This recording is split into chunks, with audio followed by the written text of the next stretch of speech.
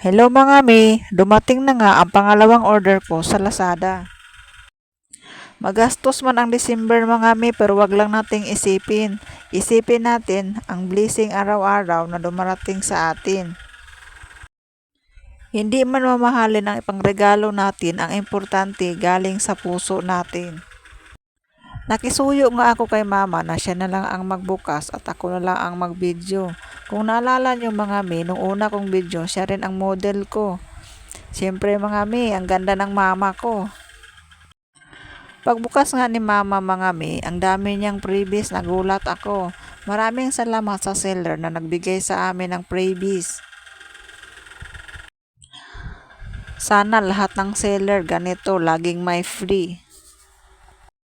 Ano ba ang wish niyo sa Pasko? Ako, ang wish ko, gusto ko lang maging masaya kasama ang buo kong pamilya. Iba-iba man ang buhay natin, iba-iba man ang takbo ng buhay natin. Ang importante, magdasal lang tayo kung ano man ang ibigay ni Lord sa atin araw-araw.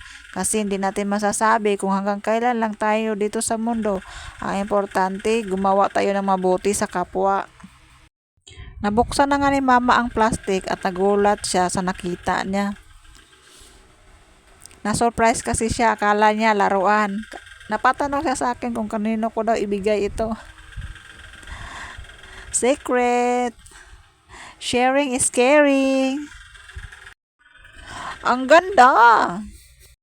Hindi nyo naman kailangan bumili ng mamahaling regalo. Ang importante, makapagbigay tayo at mapasaya natin yung tao. Nasa kanya na yun kung di siya masaya. Char!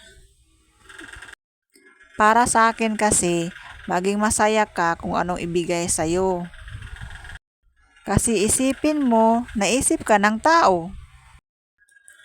O ano ma, kaya pa ba? Meron lang akong i-share mga mi, nagsimba kami noong nakaraang linggo. Ang wali ng pare, yung mga mother-in-law daw is anay. Kayo ba mga mi, anay ba ang mother-in-law nyo sa buhay nyo?